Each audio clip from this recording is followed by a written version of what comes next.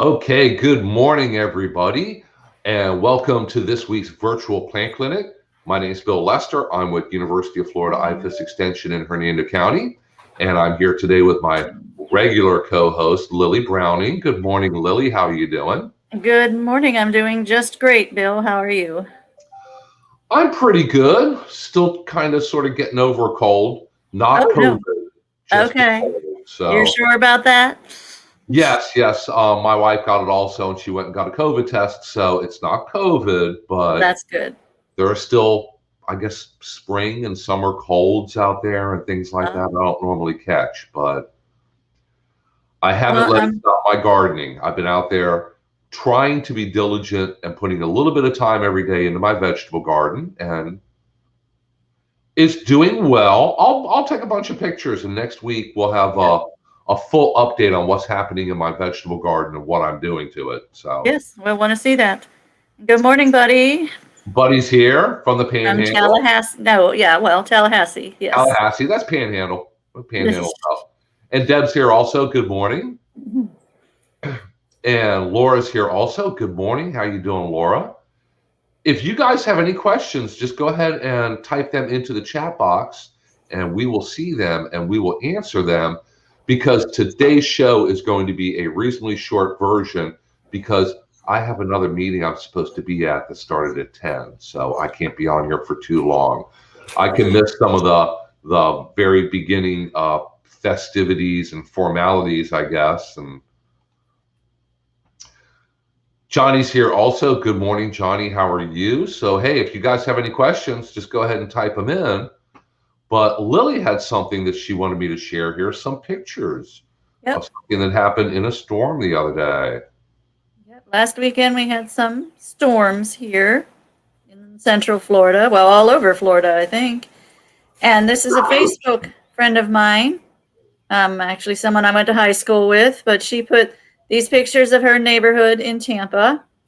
And her question, on the Facebook was, where are the roots?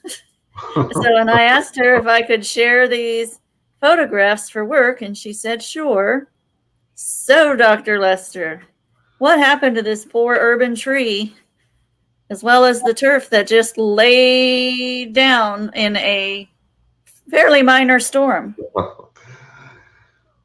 Well, first of all, it's a little, I can't tell for sure from the picture, but this looks like it's probably some type of maple.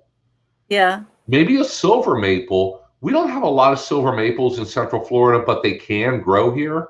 We have more commonly red maples. And this was put in, what do they call that? The dead zone or the hell strip? The hell strip. That's it. I knew that you had a term for it. That strip of grass that lays between the street and your sidewalk is very common in subdivisions. And this is a narrow strip. It's difficult to grow grass there sometimes successfully because it gets the heat from the curb and the heat from the sidewalk. And a lot of times developers will put trees in there, and they'll put in an oak tree or a maple tree. And then 10 years down the road, it will pop the sidewalk. And if you look closely, this sidewalk is popped. And I don't know if that happened when the tree blew over or if the sidewalk was already popping before the tree blew over. Well, if it was, it's because then all the roots were that direction at the sidewalk. There's no roots under the tree that you can see where it fell, like going towards the street. Yeah, because you can tell on the street side, there's not a whole lot of roots there. So this was kind of a narrow spot to put a tree in. It never developed a really good, big, strong, deep root system. Many trees here in Florida don't develop really deep tap roots like they do up north. Some trees, some good examples are sand pines. Sand pine trees get very, very large, and they have a very shallow root system, and they blow over easily, especially if they're a little weighted to one side or the other. They'll blow over in an afternoon thunderstorm. And oak trees, sometimes you'll see them after a hurricane or tropical storm comes through. You'll see on the TV news about oak trees that blew over. And sometimes they come up by the roots and they pull up your lawn. They they fall on top of somebody's house or car. So it happens. This was probably an example of the wrong plant in the wrong place, because maple trees, when they're small, when they're brand new, they're 6 feet tall and the builder puts them in, they look great. It's perfect size. But the problem is, over time, as the years go on, it gets bigger and bigger. And a maple tree and definitely an oak tree are going to get too large for the hell strip, that little strip of grass. Although, I mean, we've seen it work well there. Yeah, we've seen it in cities all across the world. Really, they have done it, but it's a very harsh environment, an urban-like environment for these trees, and maybe it was never planted correctly to begin with. I mean, it's hard to plant it there anyway. All those factors, along with the fact that we've been very, very, very, very dry. And then we had a pretty intense rain event all of a sudden. And more scientifically what happens with the soil, and it's not hydrophobic, but it becomes almost liquefied or something. Yeah. And that could be an issue. This may have been just a really big gust of wind that caught that tree. Now, people don't realize that as trees get larger, they do need a certain amount of maintenance. You're going to want to contact a certified arborist to look at it. They're going to need to prune out dead branches, because over time, your big trees do have dead branches up there. They're going to have to selectively prune some other branches, so that when it gets really windy, the wind will kind of pass through the tree. If the tree gets too dense, it's like a brick wall with the wind blowing against it. And eventually, if it's not anchored really well, it can fall over just like this. And this one obviously had no anchor to it. Yeah, that one did and the not turf have a looked very good anchoring system. So the turf, looks pretty good. The turf actually looked healthy. It wasn't sparse or anything, but it came up like a carpet with the tree. No, and the tree overall looks healthy too. Yeah. And then another interesting thing I have seen is in New Orleans. We were visiting a few years ago. They have street trees too, like that. And I was fascinated by the oak trees. And obviously where we were walking had been flooded for a long period of time due to Katrina. And along that strip, in a perfect rectangle along that strip, some of the old oak trees put up their roots that look just like cypress knees, which was a fascinating adaptation for me to see that oak trees would do that in an attempt to regain some oxygen and survive. But this tree, I guess, never had a chance. It didn't have a good root system to begin with. Yeah, that was something that was, when it was planted, I'm sure it looked very good and it was very functional. But over time, it got way too large for the amount of ground that it had to grow in. That's a very common urban forestry kind of issue. That's a very common problem in big cities, where they try to put trees in little teeny tiny spots with sidewalks and buildings and everything else around it. Yeah. And I can think of neighborhoods, where I grew up, where they had those street trees. And yeah, you were walking on mounds on the sidewalks where the roots were pushing them up. Yeah. Yeah, because those roots will eventually pop up sidewalks. And I've gotten calls before from neighborhoods where they said, they built the neighborhood 10, 15 years ago, and now all the sidewalks are popping up from the oak trees that they put in the hell strips. What do we do? Got to cut it down. I mean, you can't make the tree roots go away. You can't make the tree grow in the reverse direction and get smaller. It's something that over time just outgrew the amount of space for it. And that can be a very, very expensive problem. Build little walking bridges over each of those roots.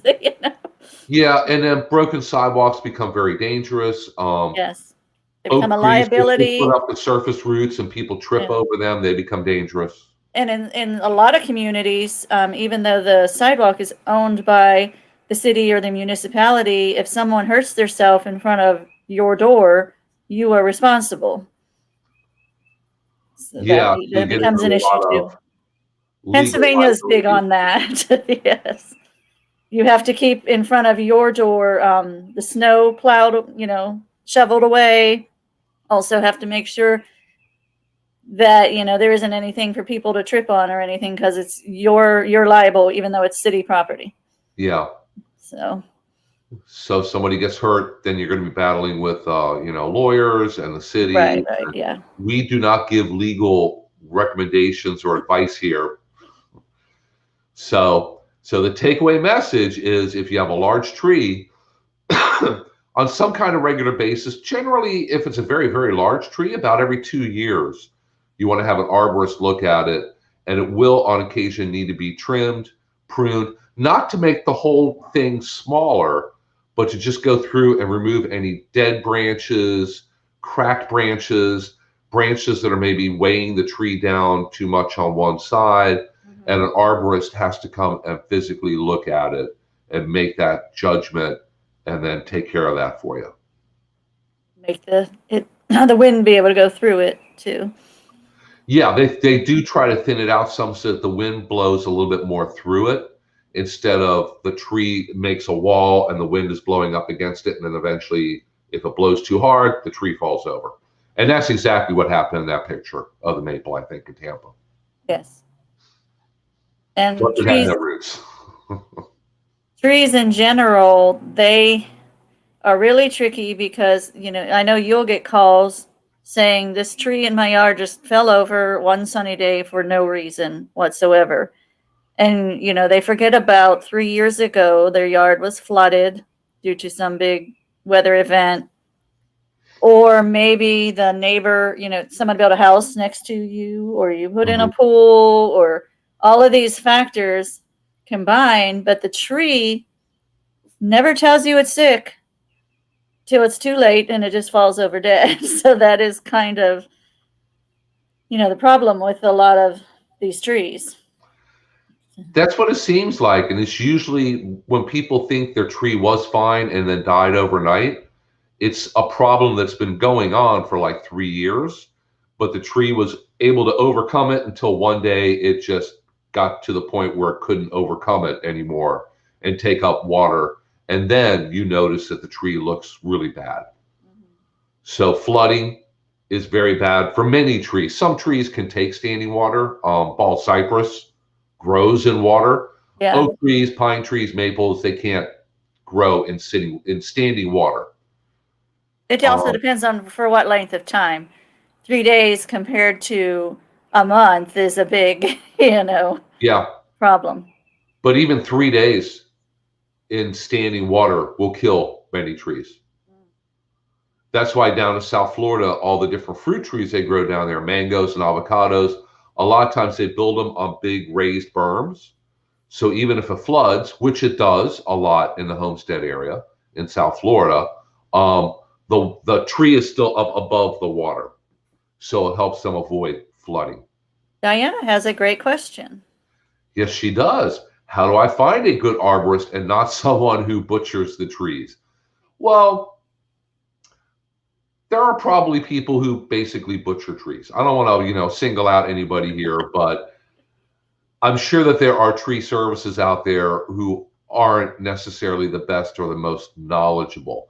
You kind of have two different services out there. One of them would be a tree service who just cuts down and removes trees. So if you have a tree, it has to be cut down. They can cut it down. You need to make sure that they're licensed and definitely insured. So if they cut it down and it falls on their head, or one of them falls out of the tree, they're covered by workman's comp and insurance, and you're not paying it. All they do is cut down trees.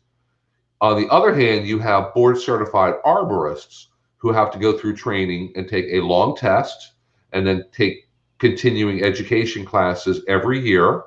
I think it's like a large number, 15 or 20 CEUs every year they have to take.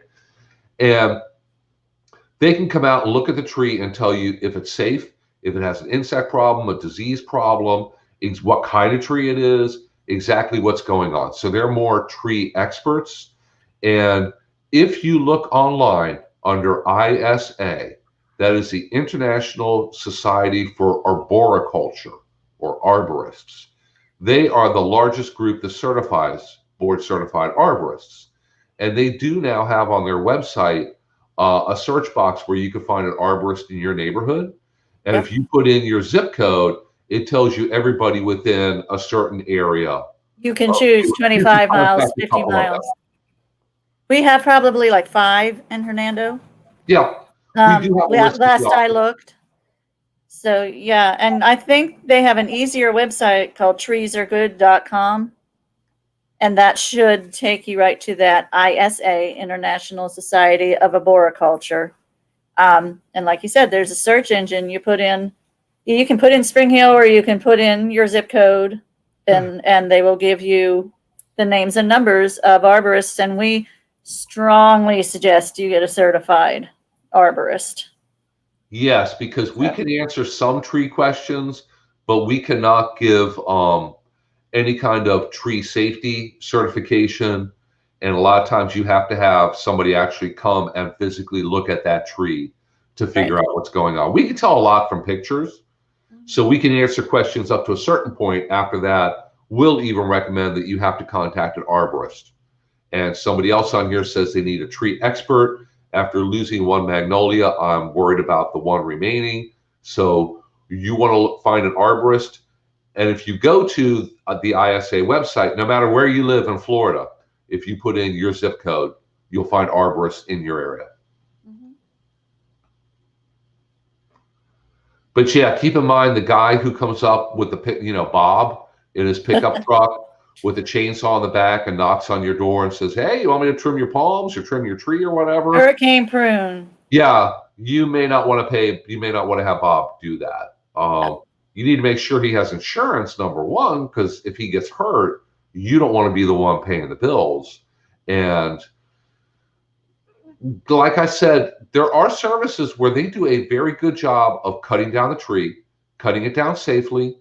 There's a large service in Hernando County. I think John Davis, they have the pink trucks, and they did tree work on one of my neighbors, and they were out there with all this. They had like 10 people out there working on the trees, and they had safety equipment when they were up in the trees or up on the roof of the house. They were all strapped on. It was just pretty amazing how much work and effort they put into safety. And they cut down a bunch of trees. They had the heavy equipment to move the logs and stumps, and did a very good job of removing them. I'm not sure if they're board certified arborists, so if you don't know if your tree needs to be removed or just have something else done to it, an arborist is the tree expert. So yeah, if you look on that list, I know that the tree expert is going to be a board certified arborist, and he can tell you the tree is fine, or the tree is dead and has to be removed, or it's not safe, or if we cut off this and this and this, it'll be fine for the long term. They can make all those determinations. Some of them are the bigger companies that have an arborist or two on staff, and some of them are the arborist, is his business, him and 2 or 3 other people. But they all, like Bill said, they have to maintain some rigorous training. So it is well worth having them come out.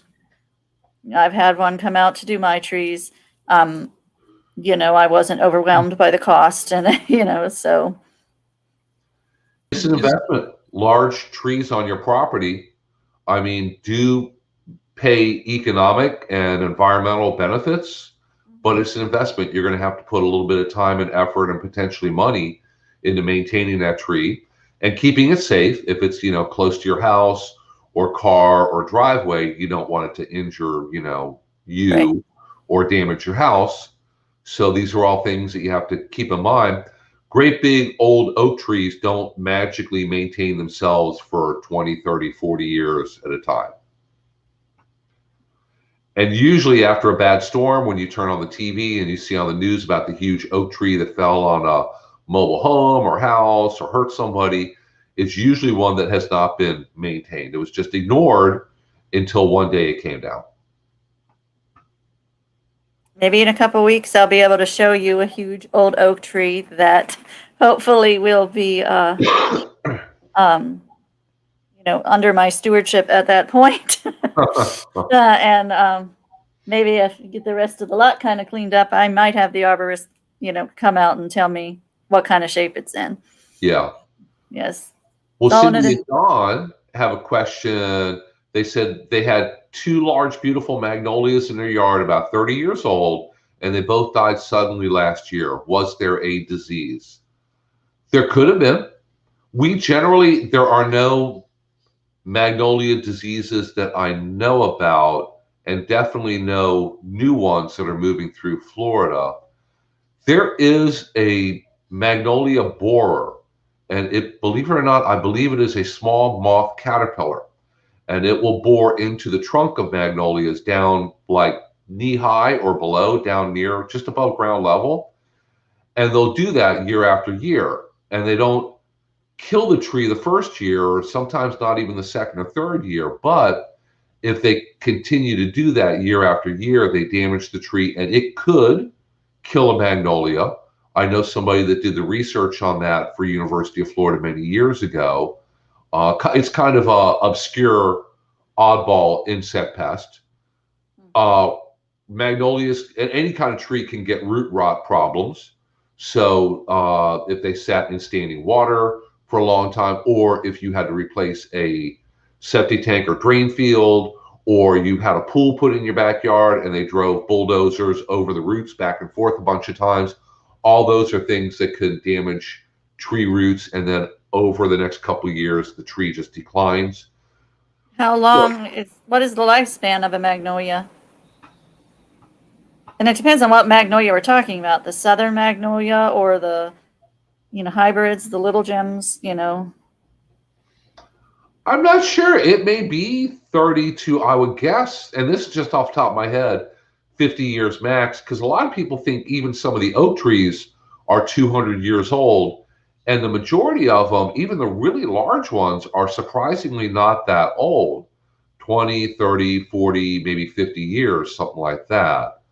So people don't realize that trees and hedges and bushes and things in your landscape do have a lifespan. Yeah, just like we do. All living things, nothing lasts forever. We want, like this old oak tree that our grandparents had, we want our great-grandchildren to, still see that tree. Not saying that can't happen, but it's also not the norm. And we have a question: how far should an oak tree need to be away from the house? However tall it is. Yeah.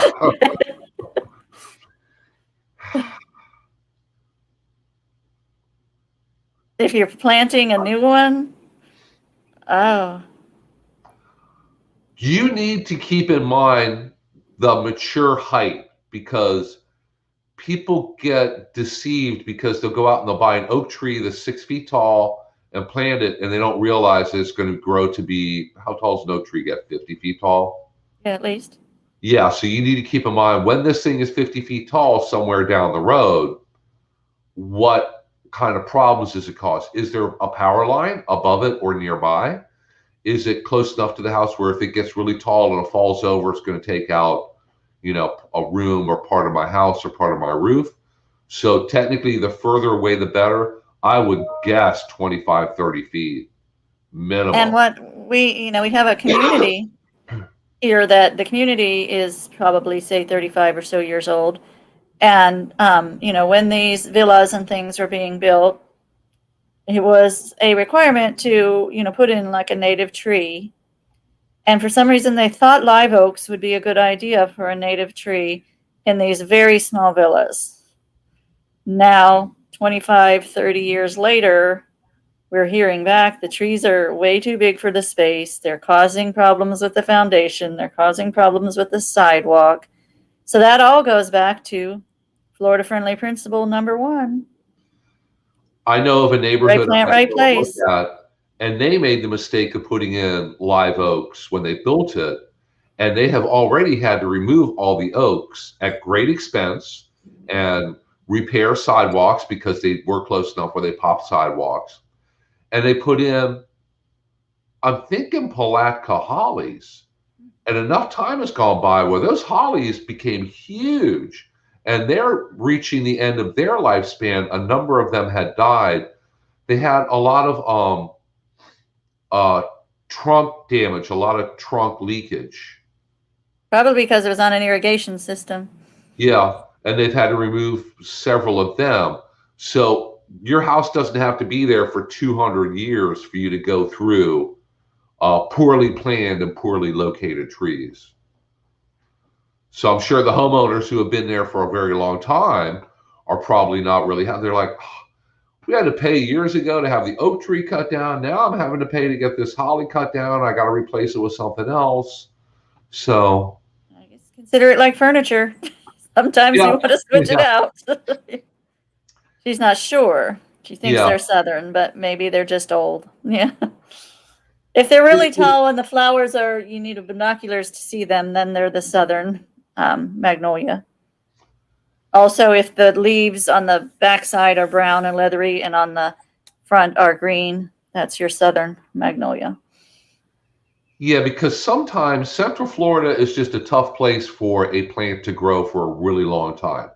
They're fighting nematodes, they're fighting diseases, they're fighting different kinds of fungi and bacteria that are in the soil, and an otherwise healthy tree or viburnum or ligustrum or whatever it might be growing in your yard for a number of years can be healthy and grow and fight those things off, but eventually it just gets too old, it gets a little bit weakened, maybe long-term from over-fertilizing, or if it's growing in a turf area and you have a service that puts down weed and feed and the herbicide is damaging the tree just a little bit, trees and other landscape material can just get weakened from a lot of different for a lot of different reasons over time. Mm-hmm. And eventually one day they get to a point where they just can't fight these things off anymore. And a root rot pathogen that's been in the soil for 20 years finally wins and takes out your ligustrum or viburnum or magnolia or whatever it might be. We do see a lot of older landscape material die, and it's not from one like new insect or new disease that's new to Florida and came here. Something that's always been there. It's just your plant is now more susceptible. Is more susceptible, and proper management long term, as far as fertilizers go, as far as herbicides go, as far as irrigation goes, a lot of different things go a long way to keeping a healthy plant, which is going to be able to fight those things off for longer, and you're going to get more years of, productive, healthy use out of that ligustrum in your front yard or magnolia in the backyard. Well, now we have a totally different story. That's a tree of a different color. Dogwoods. Now that we have the answer to. Dogwoods, okay, for Cindy and Don, if they were dogwoods and not magnolias, and this depends on exactly where you live. Here in Hernando County, it seems like we're at the very edge of dogwood world. They don't do well here. And some people have them, but they don't grow for years and years and years. They tend to be short-lived here. And a lot of people, if you go and you buy a dogwood or order one online and plant it, I give it a 50-50 chance of doing well. They used to do well here. But not in the past 15 years. They're going to do better. And even just a little bit north, like if you go up to Gainesville, they have dogwoods up there. Right. If you go up into Georgia, they've got plenty of dogwoods up there. And of course, further north, they have beautiful dogwoods that flower every spring and look great. It's just here, we're kind of at the very edge, and dogwoods are tough. I think what happened is a disease did go through across the nation, an anthracnose disease that was very hard on all of the dogwoods. And because we're at the edge of where they can survive, it wasn't able to pull through that disease issue as much as the ones further north. Now, for years they grew here, especially inland, along with the red buds and the azaleas came out the same time of year with the big old houses and downtowns and stuff and looked beautiful. But a disease swipe going through, and for whatever reason, which I don't know, but it is a fact that it is getting warmer, just like a degree or two, our summers are warmer, winters aren't quite as cold. So this borderland that they were existing in that's kind of moving up, like he said. Ocala, Gainesville can probably be a lot more successful there. Yeah, because there isn't like an absolute line in the sand or a road where literally north of the it sand. do well, south of it they're not going to grow. There's kind of an area where it becomes really, really difficult for them to grow, and you're going to have a smaller chance of success with them. So red buds are one. We're at the very edge of red bud world, and some people do have red buds that are very healthy and do very well here. But every summer we get several phone calls from red buds that just died. Mm-hmm. They just gave up and died. And dogwoods are really tough here in Hernando. I think it's getting too hot here. I really do. No. That's north of here. It gets easier, but dogwoods do have dogwood anthracnose. Plus here, there's probably a half a dozen other fungal diseases that dogwoods are going to struggle with in the steamy summers. Mm-hmm. Get a Chickasaw plum, which will look like, have the nice white flowers in the spring. They're still doing fine. Yeah, the dogwood suddenly died, and they were not far from our office. Yeah, like I said, I get very, very few calls about dogwoods because we have so very few of them here. We do have a native dogwood, the swamp dogwood, I think. Are you talking about the English dogwood that's not really a dogwood? No, there is a native one, because I know it's some of the our tree giveaways, Florida Forestry has purchased them before. And they're going to, if you really want a dogwood, that's going to be your best choice. I've gotten 2 ID questions for the same plant lately because it's popping up in people's yards, and I had to look it up, and it was a now I don't remember its Latin name, but it's called by 2 common names: a mock orange. This one happens to be a scentless mock orange, or an English dogwood, and it is actually neither of those things, but it's a native bush that's blooming right now with these pretty white flowers that have like the orange stamen in them. And it must be a good year for them, because I have had 2 questions lately, people, and they've just showed up in their yards. So might want to look those. It happened. There are some mock oranges that apparently are very, very aromatic, but these natives popping up are scentless, but pretty. So. Okay, guys, I think we need to wrap it up for the day, because I have another meeting that I need to attend. So very quickly, if you have any other questions, or something pops up in your yard, there is my email. Feel free to contact me, or Lily with the really, really long email address there. We'll leave that up for a moment for you to write that down. Just be glad Browning is not included in the email address.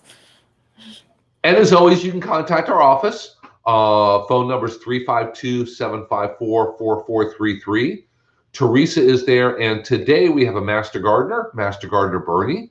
So if you call the office today, she'll go ahead and transfer your call to him, and he can help you out. He can answer questions from photos and other questions. He's very, very knowledgeable. He can answer all the different lawn questions, citrus questions. We don't get a whole lot of them anymore because of greening, but if you do have any citrus questions, he can answer them. And other than that, we will be back here again next Thursday. I checked and my schedule is clear, so I need to line up a special guest assistant for next week. So I'll think about that. I'll find somebody different and exciting to come on. I'm not special. Our county director, Jim Davis, said he wanted to attend one of my classes, so I'll tell him that he just needs to come on here to the virtual plant clinic. Best way to do it, yes. And you guys save up all your really, really hard questions, and especially palm tree questions. Palms. He's your palm expert. Yes. Bring all the palm questions. Yes. Exactly. We'll have to do a special 1 hour Stump Bill's boss with palm questions. Yes. He'll like that. Oh, and see, Lily even has fans too. So yes. Well, see, since you said I wasn't special, they're standing up for me. Okay, well, great. Thank you so much, everybody. And we will see you here again next Thursday at 10 a.m. We'll see you then.